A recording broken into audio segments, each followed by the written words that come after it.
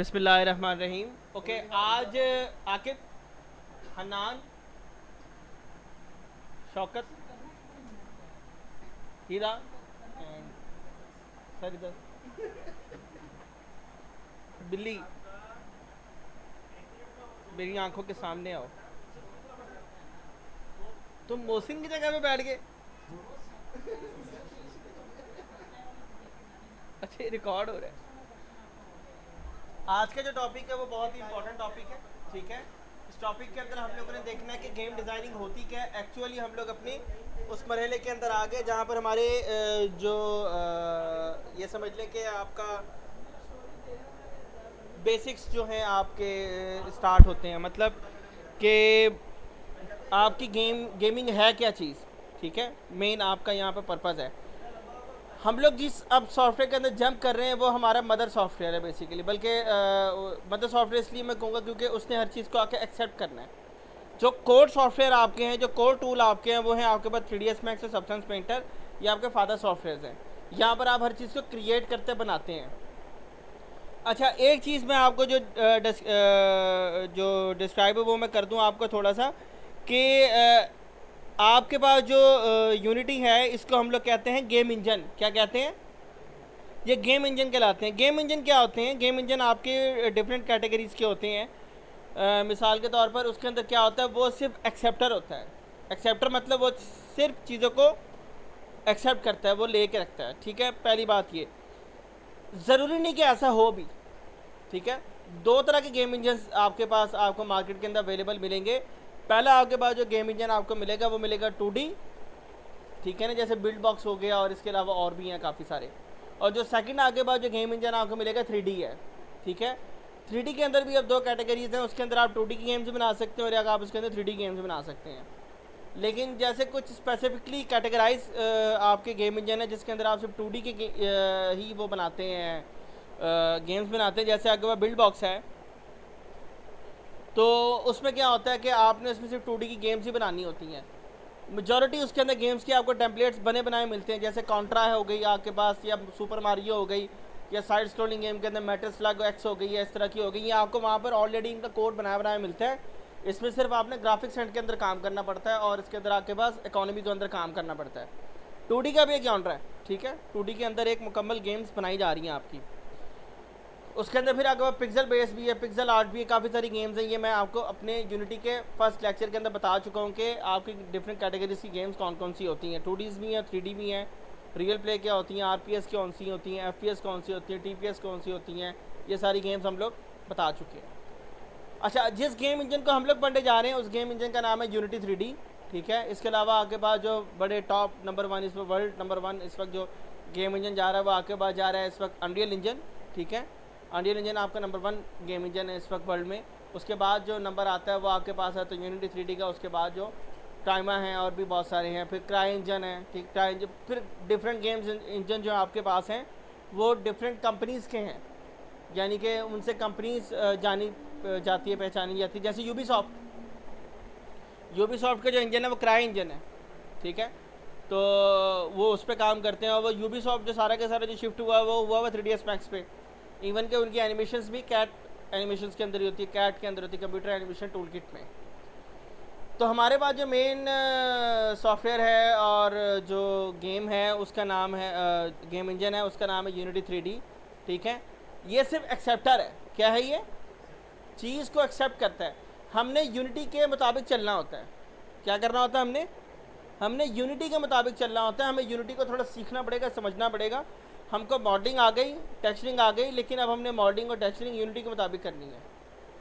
या मैं ये कहूँगा हम लोगों ने मॉडलिंग और टेक्सचरिंग हम लोगों ने गेम के मुताबिक करनी है, अपनी रिक्वायर्ड गेम की। हमारी गेम जा किस पे रही है। ठीक हो गया? अच्छा, गेम इंजन के अंदर भी आपके पास दो तरह की कैटेगरीज आएंगी 3D के अंदर। एक आपके पास है PC गेम्स और एक आपके पास है मोबाइल गेम्स। ठीक है, बल्कि आई एम सॉरी, 3 तरह की कैटेगरीज हैं, बल्कि अब हो सकता है ज़्यादा हो गई हो। PC गेम भी है, मोबाइल गेम भी है और वेब GL भी है। आपका वेब GL सारा मेटावर्स के अंदर है। ठीक है, मेटावर्स आपका सारा का सारा वेब GL के ऊपर है। उसके बाद जो आपके पास है PC गेम्स हैं, फिर आपके पास आ जाती हैं मोबाइल गेम्स आ जाती हैं, फिर आपके पास PS प्ले स्टेशन की गेम्स आ जाती हैं, फिर Xbox की गेम्स आ जाती हैं। हर एक जैसे जैसे आपका प्लेटफॉर्म चेंज होता है वैसे वैसे आपकी गेम्स की मॉडलिंग की स्ट्रेटजी थोड़ी सी चेंज हो जाती है। ये चीज़ याद रखिएगा। इतनी लंबी चौड़ी बात करने का मकसद ये था कि आप लोगों ने इस इंजन को हल्का नहीं लेना है। ये बहुत आसान, ये कुछ भी नहीं बनाएगा, ये कुछ भी नहीं बनाएगा। इसके अंदर गिनती का क्यूब होगा, एक कैप्सूल होगा या कोलाइडर होगा, ठीक है। मेन इसके अंदर जो लाइटिंग आपने करनी होगी गेम इंजन में करनी होगी, कंपटीशन आपने करनी होगी गेम इंजन में करनी होगी। कंपटीशन का किसी को पता कंपटीशन क्या होती है? Anyone know what is the competition? मैं नए वालों से पूछ रहा हूँ, नहीं जानते कंपटीशन क्या होती है। कंपटीशन होती है कि आपने सोफ़ा बना के रख लिया, दरवाज़ा बना के रख लिया, गाड़ी बना के रख ली, गमला बना के रख लिया, लाइट बना के रख ली, सारी चीज़ें बना के रख ली हैं। अब जब आप इनको जोड़ना शुरू करते हो तो उसे कहते हैं कंपोज करना, ठीक है। कंपोज से निकला ये लफ्ज़ कंपोजिशन। मिसाल के तौर पे वो स्टूडेंट्स जो पहला दौर देख चुके हैं जिसके अंदर वो लोग अपनी CV कंपोज करवाते थे, वो क्या होता है? वो यही होता है, कंपोजिशन ही होती है। सारी चीज़ों को एक जगह ला के आपने जोड़ना होता है, लेकिन तरतीब के साथ। किसके मुताबिक हमने काम करना है? हमने किसके मुताबिक चलना है? हमने यूनिटी 3D के मुताबिक चलना है। किसके मुताबिक चलना है? गेम इंजन के मुताबिक चलेंगे हम, यूनिटी 3D के मुताबिक चलेंगे, ठीक हो गया। तो आज हम लोगों ने यूनिटी को ही डिस्क्राइब करना है कि वो क्या चीज़ है, कैसे चलता है और उसके अंदर हम लोग क्या क्या काम कर सकते हैं, डिज़ाइन एंड से भी और थोड़ा सा डेवलपमेंट एंड से भी। डेवलपमेंट एंड से इसलिए ताकि आपको आइडिया हो कि आप लोगों को जो चीज़ दे रहे हो वो डेवलपर्स के मुताबिक दे रहे हो या नहीं दे रहे हो। Okay, let's start.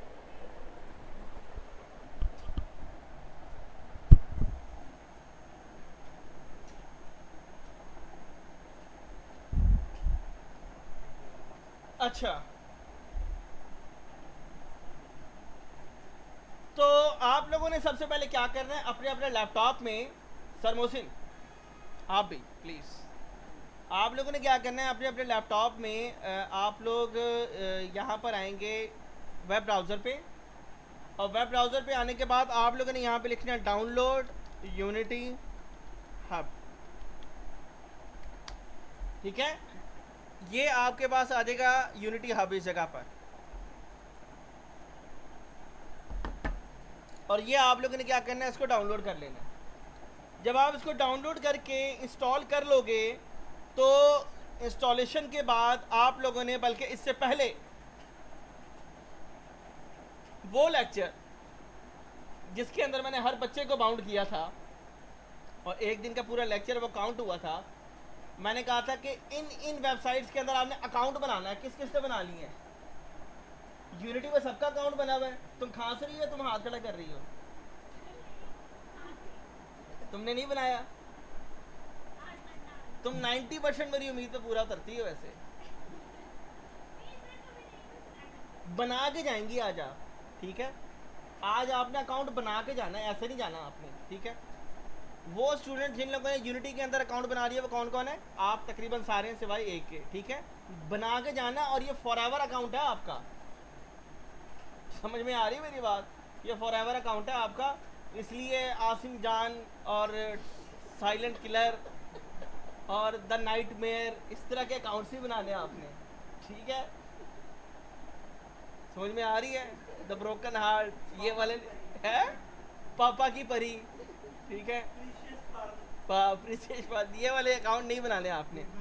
ऑफिशियल ये बन गए हुए हैं, ठीक है, इसलिए आपको ये डोमेन नहीं मिलेगी। वो एकदम देख रहे होते कि गिर दिया कैसे यार हमें। बहरहाल, तो आप लोगों ने क्या करना है, इसके अंदर अकाउंट बनाना है। अकाउंट बनाने के बाद ये यूनिटी हब आप जब इंस्टॉल कर लेंगे तो कुछ इस तरह आ जाएगा। इत्तफाकिया ये हुआ कि इसको मैं रजिस्टर करके भी दिखा देता हूँ। इसको मैं कर रहा हूँ रीस्टार्ट फिलहाल।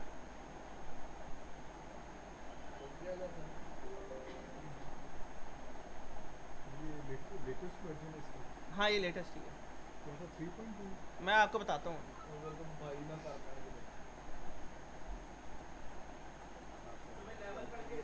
ओके, देखिए अब ये इस तरह का आपके पास आएगा। अब ये अपडेट हो गया, ठीक है। यूनिटी हब ऐसे, और वो लोग जो अनरियल में इंटरेस्टेड हैं उनको एपिक गेम में जाके अपना अकाउंट बनाना पड़ेगा। कहाँ बनाना पड़ेगा? एपिक गेम के अंदर जाके। वो थोड़ा सा डिफ़िकल्ट काम है, उसके लिए आपका आईपी तकरीबन स्टैटिक होना चाहिए, तब वो जाके अकाउंट वहाँ बनता है, वैसे वो आम अकाउंट नहीं बनता वहाँ पर। तो उसका जो हब है वो कुछ इस तरह का होगा।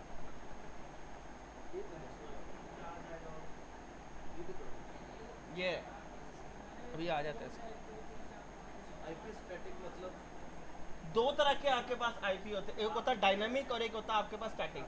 ठीक है, बताऊंगा मैं ये भी। तो ये आपके पास अनरियल इंजन का है, मेरे पास ऑलरेडी इंस्टॉल हुआ है। ठीक है, तो यही उसका प्रोसेस है। डाउनलोडिंग में जाएंगे और उसके बाद आप क्या करेंगे, इसको डाउनलोड कर लेंगे। लाइब्रेरी अनरियल,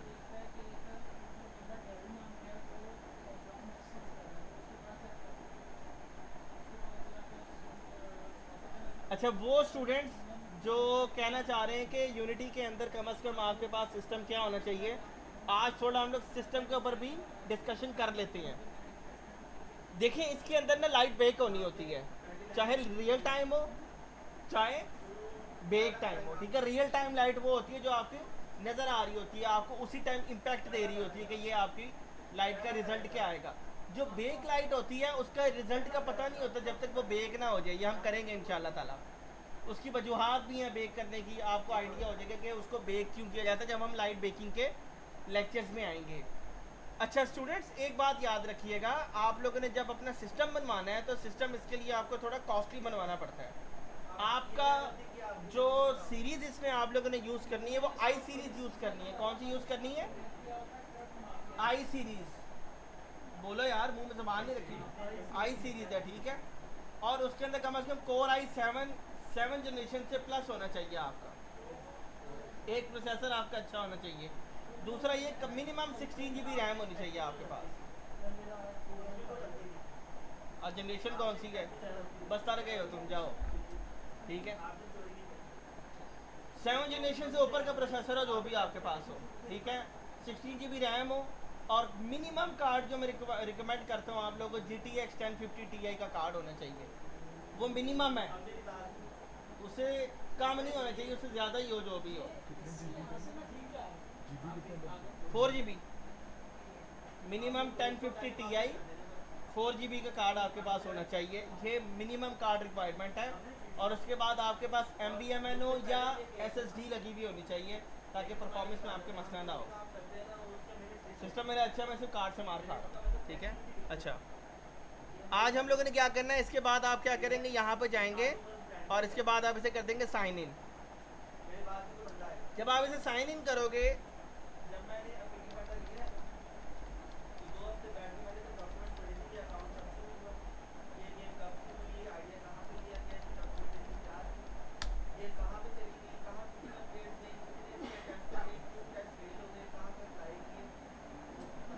अब ये कह रहा है इसको आपने यूनिटी हब में खोलना है तो आपने इसको यस यस कर देना। तो ये यूनिटी हब में ऑटोमेटिक ओपन हो जाएगा। जैसे ही यूनिटी हब में हो जाएगा यहाँ मेरा अकाउंट का नाम आ जाएगा। ठीक हो गया, अकाउंट का नाम आ जाएगा तो ये यहाँ पर लाइसेंस भी मांगेगा, तो आपका लाइसेंस फ्री ही होता है यहाँ पर। ठीक है, अगर कभी आएगा तो मैं लाइसेंस भी बता दूँगा कैसे होगा, वो हो जाता है। इसके बाद आपने क्या करना है, यहाँ पर नया प्रोजेक्ट बनाना है। नया प्रोजेक्ट बनाने के लिए आपके पास पहले पाथ होना चाहिए। सी के अंदर कभी भी आपका प्रोजेक्ट नहीं बनना चाहिए। क्या कहा मैंने? सी में प्रोजेक्ट नहीं बनना चाहिए। वैसे अब तो विंडोज़ इतनी स्टेबल हो गई है, अगर बन भी जाए तो इतना इशू नहीं है क्योंकि आप SSD में काम कर रहे हैं। यूनिटी का वो वर्जन कौन सा आप भी कौन सा यूज़ कर रहे हैं और कौन सा इंस्टॉल? बताते हैं। चलो ये अच्छा हुआ तुमने बता दिया। यूनिटी जब आप ये कर लेंगे, इसको यूनिटी हब को जब आप डाउनलोड कर लेंगे तो आपने आना है इंस्टॉल में। इंस्टॉल में आने के बाद आपने आना है यहाँ पर इंस्टॉलर एडिटर, यहाँ पे लिखा हुआ होगा, इधर आ जाएगा इंस्टॉल। तो आपने ये वाला वर्जन करना 2020.3.3.4 F1, ये लिखा हुआ होगा, आप कर लेना इसको डाउनलोड। हाँ जी, ये मैं ना आपको ग्रुप में कर देता हूँ।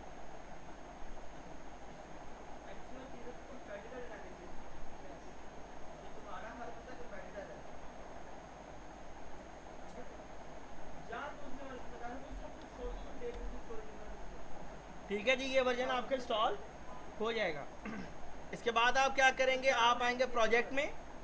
प्रोजेक्ट में आने के बाद आप करेंगे न्यू न्यू में करने के बाद आपने थोड़ा सा वेट करना है, ये लोड करेगा आपका प्रोग्राम, ठीक है। फिर आप क्या करेंगे, 3D में आएंगे और इसके बाद आप लोगों ने यहाँ पे लिखना है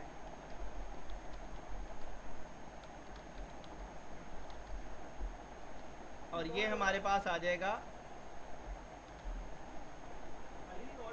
हाँ,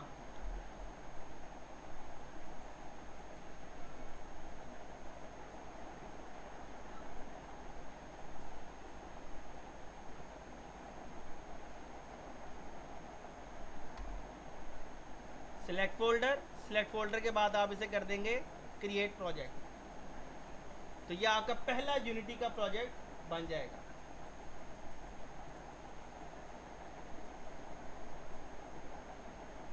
तो ये आपके पास फर्स्ट प्रोजेक्ट आ जाएगा। आज का जो लेक्चर है कंटेंट है, हम लोगों ने ये पढ़ना है कि हमारे पास हायरार्की क्या होता है, इंस्पेक्टर क्या होता है, प्रोजेक्ट कैसे बनाया जाता है, सीन क्या होता है और गेम क्या होता है, ठीक है। तो आज आप ये देखें, जब भी आप अपने इस प्रोजेक्ट को बनाओगे, बनाने के बाद आपके पास ये मेन्यू बार है जो कि आप लोग जानते हैं सब सॉफ्टवेयर के अंदर कॉमन होती है। सेकंड, इसके अंदर जो आपके पास आ रही है चीज़ वो है कि ये आपके पास है हायरार्की, ठीक है। हायरार्की में क्या होगा, आपने कोई भी प्रोजेक्ट का काम करना है तो वो आप हायरार्की में फेंकते हो। आपकी मैश है, आपका टेक्सचर है, आपका मटेरियल है, आपकी जो मेजर मैश है ना वो आएगी हायरार्की के अंदर। आपका कैमरा है, आपकी लाइटिंग सारी की सारी आएगी आउटलाइनर में, ठीक है। अब फर्ज करें कि ये मैंने डायरेक्शन लाइट रखी हुई है इसके अंदर। अब इस डायरेक्शन लाइट्स की प्रॉपर्टी क्या है, वो सारी आएगी इंस्पेक्टर के अंदर। इंस्पेक्टर क्या करता है, इंस्पेक्टेट करता है सारी चीज़ों को, ये बता रहा होता है कि ये क्या है, किस तरह है, इसकी कैटेगरी क्या है, कहाँ पर एग्जिस्ट करती है, इसके कलर्स क्या हैं, ये स्टैटिक है या नॉन स्टैटिक है। मिसाल के तौर पर जो कॉमन चीज़ें होंगी आपको मिलेगी ट्रांसफॉर्मेशन, इसकी प्रॉपर्टी, ये प्रॉपर्टी आपको यहाँ पे नज़र आ रही है कि इसकी इंटेंसिटी कम है, इसकी ज़्यादा है, ठीक है। इसको आप लोग यहाँ से रोटेट कर सकते हैं,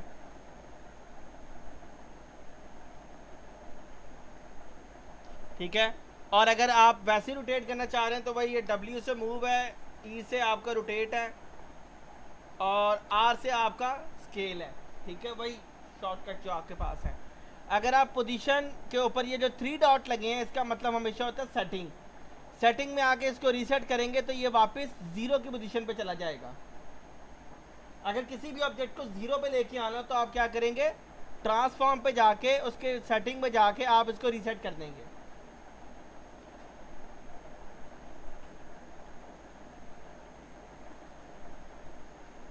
समझ में आ रही है मेरी बात। लाइटिंग को अगर आप देखना चाहते हो तो लाइटिंग की सारी प्रॉपर्टी यहाँ पर आपको नज़र आ जाएगी लाइटिंग के टैब में। वो स्टूडेंट्स जिनका लाइटिंग का टैब ना ओपन हो रहा हो तो विंडोज़ में जाएंगे और इसके बाद आप रेंडरिंग में जाएंगे और यहाँ पर लाइटिंग पे क्लिक कर लेंगे आप लोग। समझ में आ रही है। अच्छा, इसके बाद क्या है, यहाँ पर आपके पास एनिमेशन टैब है, इसको हम लोग वक्त के साथ साथ देखेंगे और एक्सप्लोर करेंगे। आपका जो ये वाला एरिया है ना प्रोजेक्ट, ये बड़ा इंपॉर्टेंट एरिया है। इसके अंदर क्या होता है, इसके अंदर ये होता है कि आपका जो सारे फोल्डर्स को ऑर्गेनाइज किया जाता है वो यहाँ पर किया जाता है, ठीक है। यानी कि ये फोल्डर्स कहाँ पे पड़े हैं, ये आपको मैंने यहाँ पर कॉपी किया था ना पाथ, तो ये एसेट्स हैं और ये आपके पास यहाँ फोल्डर बनेंगे सारे,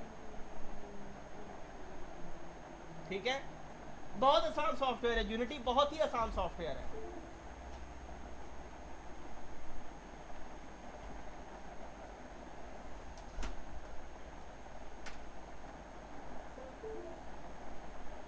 अच्छा, तो हम लोग क्या करेंगे, हम लोगों ने ये करना है कि हमने यहाँ पर आज अपने फोल्डर्स को ऑर्गेनाइज करना है। राइट क्लिक करेंगे, क्रिएट पे जाएंगे, फोल्डर पे जाएंगे और हम लोगों ने यहाँ पे रखना कंटेंट,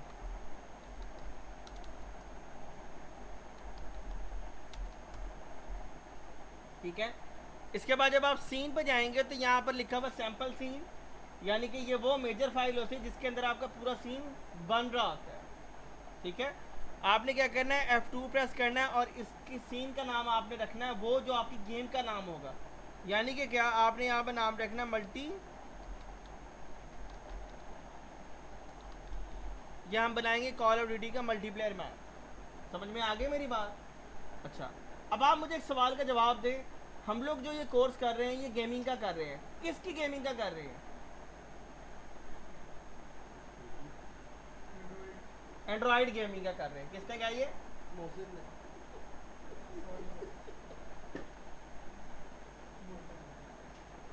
तू फीस क्यों नहीं देता? हम कौन सी कर रहे हैं ये? एंड्रॉइड।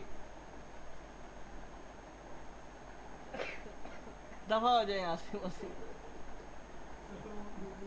मुंह से निकल गया। हम लोग कौन सा काम कोर्स कर रही है? एंड्रॉइड का। अभी जो ये सेटिंग हुई हुई सारी पीसी के हिसाब से हुई हुई है, तो हम लोगों ने क्या करना है, इसको एंड्रॉइड में शिफ्ट करना है। एंड्रॉइड में शिफ्ट करने का तरीका ये है कि आप फाइल में जाएंगे, बिल्ड सेटिंग में जाएंगे, बिल्ड सेटिंग में जाने के बाद यहाँ पे लिखा हुआ PC max Linux stand alone, साथ ही नीचे लिखा हुआ एंड्रॉइड। एंड्रॉइड पे आने के बाद यहाँ पर आपने करना है स्विच प्लेटफॉर्म। जब आप स्विच प्लेटफॉर्म करेंगे तो ये यूनिटी एक दफ़ा दोबारा लोड होगा और आपका जो पूरा का पूरा प्रोजेक्ट है वो एंड्रॉयड पे शिफ्ट हो जाएगा। समझ में आ गई? ठीक है। हम लोगों ने अब क्या करना है, प्रॉप्स बनाने हैं, चीज़ें बनानी है और उसको यूनिटी में एक दफ़ा शिफ्ट करना है। उसके बाद थोड़ी बहुत लाइटिंग हम लोग करेंगे। थोड़ा सा मैंने इस बैच के लिए मैंने कोर्स को थोड़ा चेंज किया है ताकि आप लोगों को इशू ना हो, लेकिन हमारी कोशिश यही होगी कि हम लोग इसको थोड़ा फास्ट ही लेके चलें।